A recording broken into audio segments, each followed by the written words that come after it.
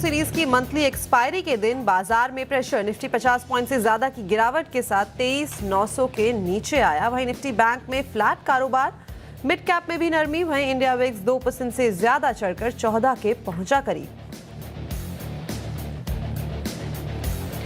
Big stocks और chart GPT पड़े सटीक। जेफरीज की बुलिश रिपोर्ट से करीब 2% चला मारुति, लेकिन दिल्ली ईवी पॉलिसी के नेगेटिव असर के चलते टूटा आयशर।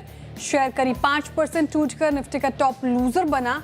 उधर chart GPT Nuvama life high पर पहुंचा, तो वहीं एलआईसी भी मजबूत। आईटी शेयर्स में आज सबसे ज्यादा बिकवाली। 2% फिसला इंडेक्स। आईटी में 2 से 3% की गिरावट के साथ निफ्टी के टॉप लूजर बने एचसीएल टेक, इन्फोसिस और टीसीएस। साथ ही ऑटो, एफएमसीजी और मेटल में भी दबाव। हालांकि केमिकल, कैपिटल मार्केट और डिफेंस में हल्की खरीदारी। एचडीएफसी बैंक के मैनेजमेंट में बड़े बदलाव। पूर्व मुख्य चुनाव आयुक्त और वित्त सचिव राजीव कुमार होंगे पार्ट टाइम चेयरमैन। 3 साल का होगा कार्यकाल। पुनीत शर्मा की सीएफओ के तौर पर नियुक्ति को भी मंजूरी। एक्सिस बैंक के सीएफओ थे पुनीत शर्मा। खबर के बाद शेयर बिल्कुल फ्लैट।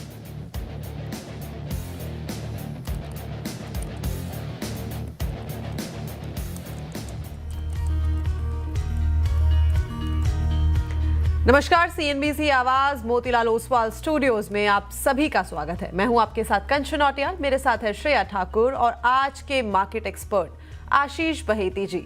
देखिए, हफ्ते का दूसरा कारोबारी दिन। बाजार के मूड माहौल की अगर चर्चा करी जाए तो यहाँ पे मूड खराब ही दिखाई दे रहा है। और साथ ही साथ अगर हम कल के ट्रेडिंग सेशन की भी बात करें तो आखिरी तक आते आते माहौल जो है वो पस्त ही होता हुआ दिखाई दिया था। आज काफी सारे खबरें जो है जिसके चलते भी बाजार में कोई मोमेंटम जो है हमें नहीं देखने को मिल रहा है। बैंकिंग शेयर्स आज काफी ज्यादा फोकस में है, चाहे आप बात कर लीजिए एचडीएफसी बैंक की, येस बैंक की, एक्सिस बैंक की या फिर बंधन बैंक की। हर जगह जो खबरें हैं, खबरों के दम पे यहाँ पे मोमेंटम बनना चाहिए था, लेकिन उस तौर पे मोमेंटम आता हुआ दिखाई नहीं दे रहा है। निफ्टी किस टाइम पे बात करी जाए तो करीब करीब डे लो के आसपास ही ये भी कामकाज कर रहा है। अगर सेक्टर स्पेसिफिक अप्रोच देखी जाए तो यहाँ पे मेटल में काफी ज्यादा दबाव है। आईटी आज करीबन 2% की गिरावट के साथ कामकाज कर रहा है। एफएमसीजी में प्रेशर है और साथ ही साथ अगर हम बात करें फ्लिप साइड की तो रियलिटी में थोड़ा सा मोमेंटम देखने को मिल रहा है। कंज्यूमर ड्यूरेबल्स में मोमेंटम देखने को मिल रहा है। लेकिन अगर हम बात करें जियोपॉलिटिकल जो इस टाइम पे सारी की सारी चीजें चल रही हैं, वो कहीं ना कहीं हमारा बाजार जो है डाइजेस्ट करके बैठा है। आगे का मूड माहौल कैसा होगा, क्या यहाँ पे ट्रेड बनना चाहिए, क्या रणनीति होनी चाहिए, ये जानते हैं आशीष जी से। Ashish ji, good morning. Good morning Kanchan ji, good morning Shreya ji, good morning everyone. Good morning जी। आशीष जी, क्या करा जाए ऐसे बाजार के मूड माहौल में? क्या ये जो लेवल्स इस टाइम पे हमें देखने को मिल रहे हैं, निफ्टी बैंक निफ्टी, कोई यहाँ पे ट्रेड बनता हुआ दिखाई दे रहा है या स्टॉक जो चेरी पिकिंग है वही करके चलनी है? जी जी, देखिए इंडेक्स की अगर मैं बात करूँ तो यहाँ पे ब्रेथ खराब दिख रही है। 2:3 से ब्रेथ खराब दिख रही है और सारे के सारे दिग्गज, इनफैक्ट जिस हिसाब से आईटी, एचडीएफसी, आईसीआईसीआई और रिलायंस, सबका नेगेटिव साइड में कंट्रीब्यूशन है। पॉजिटिव में सिर्फ एक भारती और बजाज फाइनेंस दिख रहा है। तो यहाँ पे ओवरऑल वीकनेस दिख रही है और इवन एफएमसीजी में भी अगर आप देखेंगे तो हल्का सा वीकनेस ही है। एचयूएल आईटीसी में भी यहाँ पे हमारी सलाह है कि जब तक निफ्टी अभी 24,000 रुपये उसका पास नहीं करता, सेल ऑन राइज का ही मार्केट है। नीचे में शायद वापस निफ्टी एक बार 23,700 और 23,600 तक के भी लेवल्स टेस्ट कर सकता है। 24,000 सैक्रोसेंट लेवल है। जब तक उसके नीचे है तब तक निफ्टी में सेल ऑन राइज का ही स्ट्रेटजी अपनाना है। जो स्टॉप लॉस मेंटेन करना चाहिए वो 24,000 के आसपास में ही रखें। अगर मैं बैंक निफ्टी की बात करूँ, देखिए यहाँ पे एक हल्का सा रेजिलियंस है, स्ट्रेंथ हल्की सी दिखने मिल रही है। कंपेयर टू निफ्टी ये बेटर प्लेस्ड है। तो यहाँ पर अभी शॉर्ट करने की सलाह नहीं है, लेकिन कोई डिप में शायद हम लॉन्ग जा सकते हैं इन लेवल्स पे। बट निफ्टी में अभी सेल ऑन राइज के पोजीशन बनाया जा सकता है। निफ्टी में सेल ऑन राइज की स्ट्रैटेजी, बैंक निफ्टी थोड़ा बेहतर प्लेस्ड, लेकिन देखिए मार्केट में इतनी स्ट्रेंथ है नहीं और ब्रेथ भी खराब है आज के सेशन की। मंथ एंड है, क्वार्टर एंड है, एक्सपायरी का दिन है, तो फिलहाल यही अप्रोच होनी चाहिए निफ्टी और बैंक निफ्टी पर। आगे बढ़ते हैं और आपकी क्वेरीज को एड्रेस करने की पूरी कोशिश करेंगे। ज़्यादा से ज़्यादा सवाल लेंगे तो नंबर नोट कर लीजिए। इस नंबर पर आपने प्रश्न पूछ सकते हैं 7045220000। इस व्हाट्सएप नंबर पर अपने सवाल भेजें। इसके अलावा आप सीएनबीसी आवाज़ के सोशल मीडिया प्लेटफॉर्म्स यानी कि एक्स, इंस्टाग्राम, फेसबुक, यूट्यूब पर भी अपने प्रश्न पूछ सकते हैं। साथ ही आप #आस्क आवाज़ करके भी अपने क्वेश्चंस पूछ सकते हैं, या फिर कंचन नौटियाल, श्रेया ठाकुर को पर्सनल डीएम करके भी आप अपना सवाल भेज सकते हैं हमें। आगे बढ़ते हैं और हमारे साथ जुड़ रहे हैं इस कड़ी में सुनील बेनीवाल जी चंडीगढ़ से। सुनील जी नमस्कार। नमस्कार मैम। मैंने फ्रैक्टल के 16 शेयर लिए थे और 900 में लिए थे मैम। अभी मैं जानना चाह रहा कि अभी मुझे एग्जिट करना चाहिए इसमें से या कंटिन्यू करना चाहिए। ठीक है, आपका नजरिया क्या है? मैम मैं इसको रख सकता हूँ, अगर रहेगा तो मैं 1 साल 2 साल के लिए भी रख सकता हूँ। ठीक है। फ्रैक्टल एनालिटिक्स, आशीष जी कुछ खास किया नहीं है स्टॉक ने। 1 महीने में तो करीब करीब 9% लुढ़क गया। इस साल कंसोलिडेट ही करता रहा है और लॉस भी है, झेल रहे हैं लेकिन थोड़ा ही लॉस है। तो ये लॉस बुक करके बेटर काउंटर में शिफ्ट करें या फिर लगता है आपको मुनाफा बनेगा यहाँ? जी देखिए, रीसेंट लिस्टिंग है, बहुत ज्यादा लिस्टिंग के बाद से कुछ मोमेंटम रहा नहीं है। 2026 में ही लिस्ट हुआ था ये स्टॉक और वहां से एक टाइट रेंज कंसोलिडेशन है। बेस्ट पार्ट है कि थोड़ा सा एआई और एनालिटिकल स्पेस में है, तो जो सनशाइन सेक्टर है उस स्पेस में काम कर रहा है। सिंस ऑलरेडी पोजीशन बनाई हुई है इन्होंने, तो नीचे एक स्टॉप लॉस जरूर लगाया कि होल्ड कर सकते हैं इस पोजीशन को। 860 का एक एसएल रखे, ऊपर में शायद एक पुल बैक में 960 तक के लेवल्स देखने मिल सकते हैं। ओके, तो ये थी राय फ्रैक्टल एनालिटिक्स के ऊपर। चलिए आगे बढ़ा जाए। गुजरात से दिनेश जी हमारे साथ जुड़ रहे हैं। Dinesh ji good morning. Good morning madam. जी बताइए क्या सवाल? मैडम पहले तो सबसे पहले धन्यवाद सीएनबीसी आवाज को, क्योंकि उनके जो स्टॉक एक्सपर्ट एंड अनुज सिंघल जी की सर की जो टॉप पिक्स और बिग स्टॉक होता है उससे हम लोग को बहुत ही मदद मिलती है। धन्यवाद उसके लिए। Thank you so much CNBC आवाज को इतना प्यार देने के लिए, और उम्मीद है आप लगातार सीएनबीसी आवाज को देखते रहेंगे, हमें इतना प्यार देते रहेंगे और साथ ही साथ जो मुनाफा है वो भी कमाते रहेंगे। सर आपका सवाल क्या है? मेरा डिक्सन है 9 शेयर मेरे पास, तो 12,747 के रेट में। ओके। और एक है फोर्स मोटर 24,356 रुपए के रेट में 3 शेयर है। 24,356 बोला ना? कितने शेयर्स हैं? 3 शेयर। ठीक है। फोर्स मोटर्स लॉन्ग टर्म का नजरिया है या शॉर्ट टर्म का? जी मैडम, लॉन्ग टर्म नजरिया है।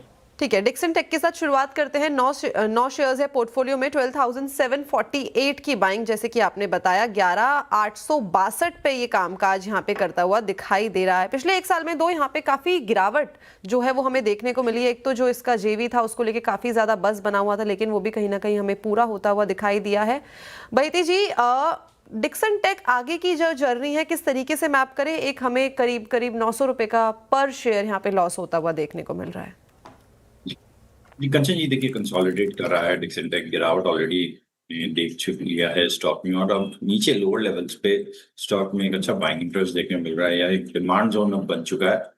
लोअर लेवल पे हमें लग रहा है 11,500 एक अच्छा सपोर्ट जोन बना है, जहाँ पे अच्छी खासी बाइंग इंटरेस्ट स्टॉक में देखने मिली है। तो होल्ड करने की सलाह है इस पोजीशन को। टाइम देना पड़ेगा इन्हें, और सभी ये लॉन्ग टर्म के इन्वेस्टर है तो ये बेटर है इनके लिए।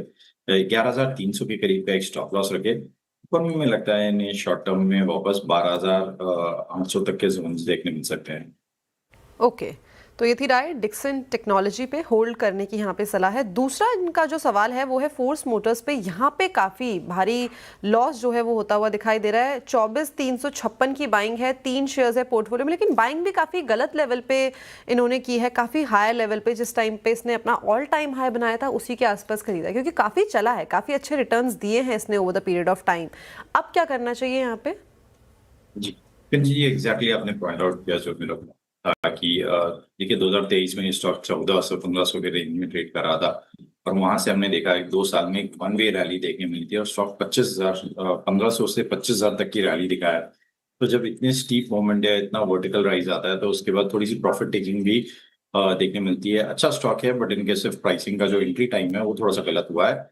यहाँ पे होल्ड करना पड़ेगा, इन्हें टाइम देना पड़ेगा। ऊपर में वापस इन्हें 24,000 तक के लेवल्स इजीली देखने मिल सकते हैं, लेकिन 1 से 1.5 साल का टाइम देना पड़ेगा। नीचे में जो स्टॉप लॉस इन्हें मेंटेन करना चाहिए उस 16,500 के करीब पे कैसे मेंटेन करें।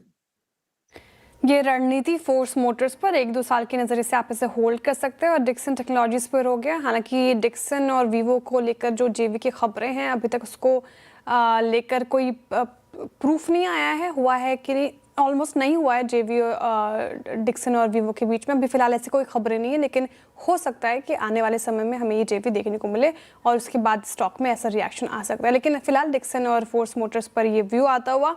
और आगे बढ़ते हैं, और बहुत शुक्रिया दिनेश जी इतने प्यारे शब्द के लिए भी। आगे बढ़ते हैं और ओपी काजल जी हमारे साथ जुड़ रहे हैं पंचकुला से। ओपी जी नमस्कार। नमस्कार मैडम, कैसे हैं? मैं ठीक हूँ सर, आप? मैं सीएनबीसी आवाज देखता रहता हूँ सारा दिन, बहुत मदद मिलती है हमें सीएनबीसी आवाज से। बहुत शुक्रिया सर, बहुत शुक्रिया। आपका प्रश्न सर? हाँ जी, मेरे पास 150 शेयर हैं हीरो मोटोकॉर्प के, लगभग 5,000 रुपए के रेट पे, और मेरा लॉन्ग टर्म नजरिया है 4 से 5 साल का। ठीक है, हीरो मोटोकॉर्प लेकर आइए स्क्रीन पर एक बार। हाँ जी सर। और एवरेज अगर करना चाहूँ तो मैं एवरेज भी कर सकता हूँ नीचे, तो थोड़ा गाइड करें प्लीज। हीरो मोटोकॉर्प अपने 5,000 आपने अपनी खरीद बताई और 4,755-52 के लेवल पर कर रहा है कामकाज, तो लॉस हो रहा है आपको बहुत ज़्यादा। और आशीष जी पिछले एक महीने में कोई रिटर्न नहीं मिला है, 6 महीने में 17-18% लुढ़क गया है ये। 6,388 तक के हमने इसके 52 वीक हाई के स्तर देखे थे, वहाँ से करेक्ट होकर अब 4,752 पे कर रहा है कारोबार। हीरो मोटोकॉर्प नजरिया इनका लंबा है। 2 प्रश्न पूछे इन्होंने, करना क्या चाहिए, साथ ही क्या जिस तरीके से गिरावट आई है इन लेवल्स पर एवरेजिंग कर सकते हैं कि नहीं? जी, ये देखिए थोड़ा सा जल्दी हो जाएगा एवरेजिंग करने के लिए, क्योंकि इनके भाव से सिर्फ 250 रुपये ही नीचे है स्टॉक। थोड़ा सा और अगर फॉल आता है इस लो मानसून या ईवी पॉलिसी के कारण, न्यूज फ्लोज के कारण, अगर इसमें कोई फॉल आता है तो वहाँ पे एक अपॉर्चुनिटी बनेगी 4,500 के आसपास में। बट हाउएवर ये एक स्ट्रॉन्ग सपोर्ट एरिया में लग रहा है, यहाँ से एक रिवर्सल प्ले वापस देखने मिल सकता है। सर्टनली मानसून थोड़ा सा भी अगर रिकवर होता है तो इसमें हम वापस 5,000 प्लस के लेवल्स इजीली देख सकते हैं। तो होल्ड करने की सलाह है। स्टॉप लॉस इन्हें 4,500 के आसपास में लगा है।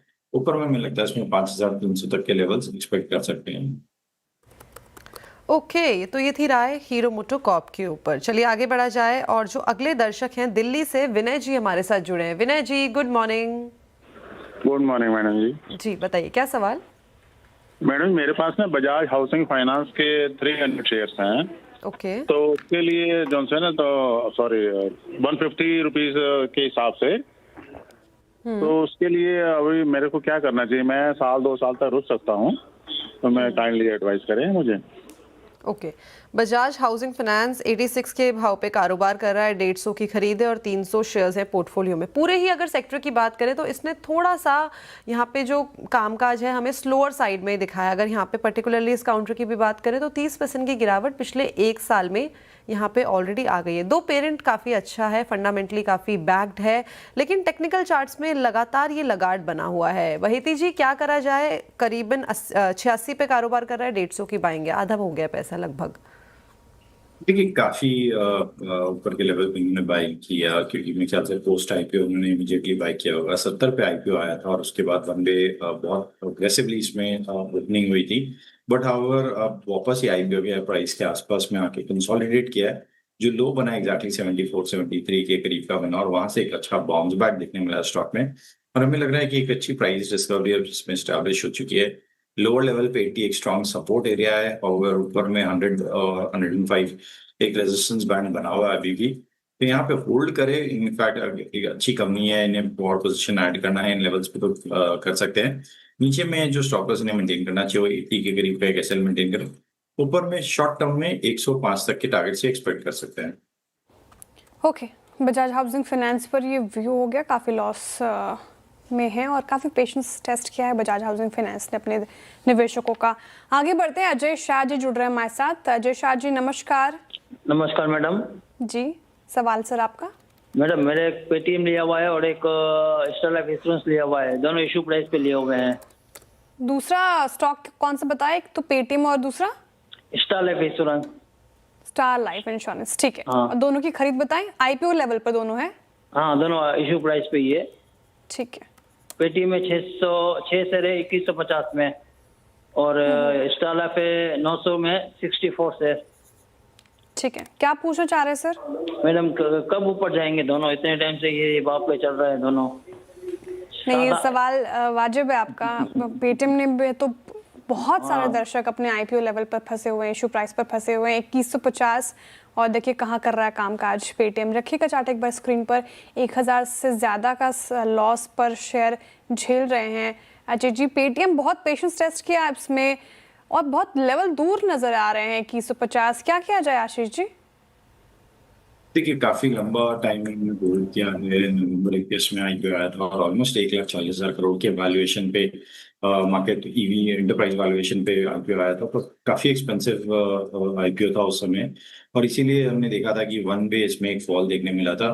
अभी भी कोई रिस्पाइट नहीं है इन लेवल्स पे भी। ऐसा नहीं है कि कोई बहुत बड़ी बाइंग इंटरेस्ट देखने मिल रही है। ऊपर में जब भी स्टॉक जा रहा है तो वहां पे हम देख रहे हैं कि कंटिन्यूसली इसमें सेलिंग प्रेशर है। 1300 एक स्ट्रॉन्ग रेजिस्टेंस एरिया है और इतनी जल्दी हमें नहीं लगता वो सरपास करेगा। तो टाइम देना पड़ेगा इन्हें। अगर एवरेज करने की गलती ना करे स्टॉक में, नीचे में एक स्टॉप लॉस जरूर 1050 के आसपास में मेंटेन करें। ठीक है, ये तो पेटीएम पर ये व्यू हो गया। अच्छा, दूसरा जो इनका प्रश्न है आशीष जी वो स्टार हेल्थ पर है और आईपीओ इसका आया था, लिस्ट हुई थी दिसंबर 2021 में और 900 का इशू प्राइस है और देखिए 576 पर कर रहा है कारोबार। यहाँ पे भी बहुत ज्यादा लॉस झेल रहे हैं अजय जी, दोनों काउंटर में बहुत ज्यादा लॉस हो गया है। स्टार हेल्थ पर क्या व्यू अब? ये देखिए ये भी काफी एक डेकोरेटेड आईपीओ था और काफी मार्केट इन्वेस्टर्स भी थे इसमें। बट हाउएवर आईपीओ ने काफी अंडर परफॉर्म किया और नॉट जस्ट स्टार हेल्थ, अगर आप पूरा का पूरा इंश्योरेंस सेक्टर देखेंगे, एचडीएफसी लाइफ, आईसीआईसीआई जैसे स्टॉक्स दिग्गज जो मार्केट डोमिनेट करते हैं, उनका भी अगर उस पीरियड से थोड़ा सा चार्ट एनालाइज करेंगे तो उनमें भी कोई खास रिटर्न्स नहीं बने हैं इन्वेस्टर्स के। तो ओवरऑल जो इस हेल्थ केयर इंश्योरेंस स्पेस है वहां पे एक प्रेशर है, अभी भी इंटैक्ट है और कोई बाइंग इंटरेस्ट खास दिख नहीं रहा है। यहाँ पे एक स्ट्रिक्ट स्टॉप लॉस 520 के आसपास में मेंटेन करें। ओके, तो ये राय हो गई पेटीएम और साथ ही साथ स्टार हेल्थ के ऊपर। चलिए आगे बढ़ा जाए और कुछ क्वेरी सोशल मीडिया से भी ले लेते हैं। इंस्टाग्राम पे आलन जी का सवाल आया है एनएचपीसी के ऊपर। भैती जी, इनके पास 98 शेयर्स हैं एनएचपीसी के, 88 की बाइंग है, 80 पे इस टाइम पे कारोबार कर रहा है। हमने 2023 से लेके अगर हम बात करें 2024 की, तो वहाँ पे इसमें एक अच्छी खासी रैली देखी थी, करीबन 50% का, यहाँ पे 50-60% का बाउंस आया था। लेकिन तब से लेके अब तक का चार्ट देखा जाए तो एक गिरावट और गिरावट के बाद एक कंसोलिडेशन, ये उभरने का नाम नहीं ले रहा अपने कंसोलिडेशन के फेस से। अब क्या लग रहा है, कोई यहाँ पे चार्ट बन रहा है, कोई ऐसा पैटर्न बन रहा है? ये देखिए सिलेक्टिव पावर स्टॉक्स काफी अच्छे लग रहे हैं और हमें लग रहा है कि एक अच्छा पोर्टफोलियो बैक्ड पावर स्टॉक्स बन सकता है और उसमें से एनएचपीसी, एनटीपीसी जैसे स्टॉक्स जो है वो काफी इंप्रेसिव रहे, इंक्लूडिंग टाटा पावर। तो अगर इनका लॉन्ग टाइम का हॉराइजन है तो इस वक्त होल्ड करने की सलाह रहेगी। एक कंसिस्टेंट डिविडेंड पेइंग स्टॉक है। ऊपर में जो लेवल्स हैं ये एक्सपेक्ट कर सकते हो, 92 तक का जोन एंटिसिपेट कर सकते हैं 3 से 6 महीने के फेज में। नीचे में एक 75 का स्टॉप लॉस जरूर मेंटेन करेंगे। ठीक है, एनएचपीसी पर ये व्यू हो गया। 75 का स्टॉप लॉस मेंटेन करना है आपको और होल्ड किया जा सकता है एनएचपीसी। आगे बढ़ते हैं और बहुत सारे सोशल मीडिया पे सवाल आ रहे हैं और ज़्यादा से ज़्यादा क्वेश्चंस लेने की कोशिश करेंगे। मैंने पिक किया है मनोज कुमार जी का प्रश्न और इनके पास 10,000 आईटी के शेयर्स हैं और एवरेजिंग प्राइस है इनकी 200 की। शुड आई बुक प्रॉफिट और hold it for long? ITC तो 286 पे कर रहा है कारोबार 286 पर और इनकी जो खरीद है वो 200 की है। तो क्या लगता है आशीष जी, प्रॉफिट में तो है ये और अच्छी खासी क्वांटिटी भी है, प्रॉफिट बुक किया जाए या फिर होल्ड कर सकते हैं, क्योंकि आईटीसी ने पूरे एफएमसीजी पैक में अंडर परफॉर्म किया है? देखिए सर्टनली पूरे आईटीसी और एफएमसीजी पैक ने थोड़ा सा अंडर परफॉर्म जरूर किया है, बट हमने देखा था एक नीजर रिएक्शन आया था इसका दिसंबर 2025 में। वो सिगरेट के रिलेटेड जो न्यूज फ्लो आई थी और उसके बाद से स्टॉक थोड़ा सा कंसोलिडेट करने का अटेम्प्ट ले रहा है। अच्छी खासी क्वांटिटी इनके पास है तो हमें लगता है कि इसे स्टॉप लॉस को ट्रेल करके ऊपर रखे। एक अच्छा पोर्टफोलियो स्टॉक रहा है इन द पास्ट ऑल्सो। तो 275 के आसपास में एक स्टॉप लॉस मेंटेन करे। देखिए गॉडफ्रे फिलिप्स में जो गिरावट आई थी सेम आईटीसी जैसी आई थी, वो रिकवर हो गया है। आईटीसी में भी हमको लगता है कि एक पुल बैक रैली देखने मिल सकती है और स्टॉक वापस 310 से लेके 320 तक का जोन दिखा सकता है। तो होल्ड करें 275 के स्टॉप लॉस के साथ।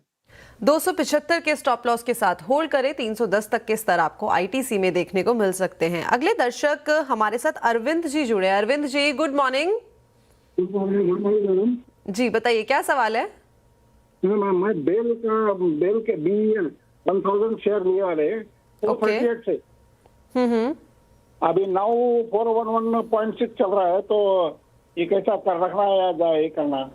ठीक है, भारत इलेक्ट्रॉनिक्स 408 पे इस टाइम पे कारोबार कर रहा है। 438 की बाइंग है। एक हमें हल्की फुल्की जो गिरावट है बाइंग प्राइस से देखने को मिली है, लेकिन पिछले एक साल में भी यहाँ पे कोई मूवमेंट वाला जोन दिखाई नहीं दिया है। But over the period of time इस काउंटर ने अच्छे रिटर्न जनरेट करके दिए हैं।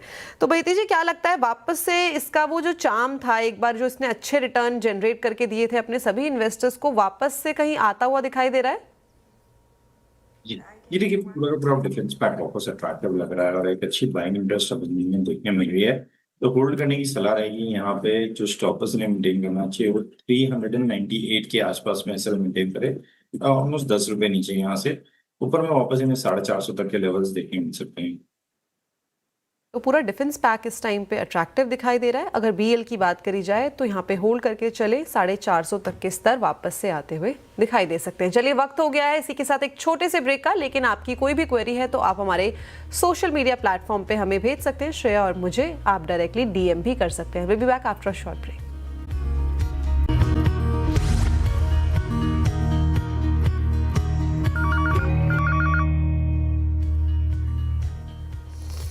Welcome back. आप देख रहे हैं ट्रेडर्स हॉटलाइन सीएनबीसी आवाज पर। बहुत सारे सोशल मीडिया पे क्वेरीज हैं, वो एड्रेस करते हैं। और एक बार लेकर आइए भारतीय एयरटेल को आज स्क्रीन पर। और हमने नोमुरा की रिपोर्ट बताई थी सुबह, शानदार तेजी के साथ अभी कामकाज कर रहा है भारतीय एयरटेल। प्रश्न इनका भारतीय एयरटेल पर है, रौनक जी का, लेकिन इन्होंने अपनी खरीद नहीं बताई, कहने के लॉन्ग टर्म व्यू से होल्ड करना चाहते हैं। तो क्या भारतीय एयरटेल होल्ड किया जा सकता है? आशीष जी, आज अच्छी तेजी के साथ 1.5% की तेजी के साथ डेज हाई पर, हालांकि इसने भी काफ़ी अंडर परफॉर्म किया है जब से इसने अनाउंसमेंट की थी एनबीएफसी स्पेस में एंट्री की। लेकिन अब क्या कन्विक्शन बन रहा है? अगर 1-2 साल का नजरिया तो होल्ड किया जा सकता है क्या? जी share in fact perfect portfolio stock category का स्टॉक है और हमें लगता है कि ये जो गिरावट आई है हल्का सा एक करेक्शन स्टॉक में ऑलरेडी आ चुका है 12 से 15% का। ये एक अपॉर्चुनिटी है वापस एंटर करने के लिए, या जिनके पास नहीं है उस पोजीशन को ऐड करने के लिए। ऊपर में हमारे भारतीय एयरटेल के जो टारगेट्स है वो 2000 प्लस के लेवल्स इंटैक्ट है। नीचे में जो एक स्टॉप लॉस इन्हें मेंटेन करना चाहिए 1820 पे करीब पे कैसे मेंटेन करें। ओके, 1820 का भारतीय एयरटेल में आपको लगाना होगा स्टॉप लॉस। चलिए आगे बढ़ा जाए। और अगले दर्शक जो हमारे साथ, इनका जो सवाल आया है गोल्डी जी का आया है। इनके पास 200 शेयर्स हैं डॉलर इंडस्ट्री के और 300 रुपए की बाइंग है। ये बोल रहे हैं कि इसको आप बेचना चाहते हैं और अशोक लेलैंड के अंदर एंट्री करना चाहते हैं। क्या करा जाए? डॉलर इंडस्ट्री की बात करें तो पिछले एक साल में काफी अंडर परफॉर्मेंस यहाँ पे देखने को मिला है। आगे की राय? जी देखिए, डॉलर इंडस्ट्री से एग्जिट करके अशोक लेलैंड में एंटर करना चाहते हैं। हमें लग रहा है कि अच्छा मूव है, क्योंकि स्टॉक यहाँ पे एक हल्का कंसोलिडेशन में है डॉलर इंडस्ट्रीज और सबसे अशोक लेलैंड करेक्शन हो चुका है। अब काफी अट्रैक्टिव वैल्यूएशंस पे प्लेस्ड है। सीवी साइकिल अभी भी इंडिया में काफी अच्छी चल रही है ओवरऑल, और स्टॉक 218 से करेक्ट होकर ऑलमोस्ट 150-160 के आसपास में ट्रेड कर रहा है। तो एक 25 से 30% का करेक्शन ऑलरेडी हमने स्टॉक में देख लिया है। यहाँ पे एक अच्छा बाइंग जोन है ये, तो अशोक लेलैंड में इंटर कर सकते हैं। 148 का एक स्टॉप लॉस जरूर मेंटेन करें इसमें। अशोक लेलैंड पर ये व्यू हो गया और अंडर परफॉर्म किया है इसने ऑटो पैक में, और फिलहाल देखिए आज थोड़ी रिकवरी के साथ कर रहा है कारोबार। अच्छा, जो दूसरा प्रश्न मैंने पिक किया है वो दिवेश मोनपारा जी का प्रश्न मैंने उठाया है। और आशीष जी, इनका जो सवाल है वो एमआईसी इलेक्ट्रॉनिक्स पर है। छोटी कंपनी है, एमआईसी 40 रुपए के स्तर पर कामकाज कर रहा है। इनकी जो खरीद है वो 68 रुपए की है, यानी कि थोड़ा हाई साइड पर खरीदा है उन्होंने। क्या किया जाए, क्योंकि स्टॉक ने कुछ खास किया नहीं है, इनफैक्ट 6 महीने में 9% लुढ़का ही है। जी देखिए, सेलिंग प्रेशर बना हुआ है स्टॉक में और कोई पुल बैक आ रहा है, तो हम कंटिन्यूसली देख रहे हैं कि इसमें गिरावट है। एक हफ्ते में सिर्फ एक मूव बड़ा आया था 27-28% का, बट उसके बाद वापस मई के फर्स्ट वीक में इनफैक्ट कि एक मूव आया था, बट उसके बाद वापस एक सेलिंग प्रेशर वहां से भी कंटिन्यूसली देख रहा है। तो हमें लगता है कि वो पुल बैक आता है 45 से लेके 40 के बीच में, तो इसमें से एग्जिट करेंगे। ओके, तो ये थी राय एमआईसी इलेक्ट्रॉनिक्स पर। अगला सवाल वैशाली जी का आया है। बहती जी, इनके पास स्टेट बैंक ऑफ इंडिया के 500 शेयर्स है पोर्टफोलियो में, बाइंग प्राइस है 1216। क्या करा जाए? जी देखिए थोड़ा सा ऊपर का बाइंग प्राइस है इनका, बट होल्ड करने की सलाह है। SBI one of the best bank है, पीएसयू साइड में बड़ा भी सबसे बैंक है।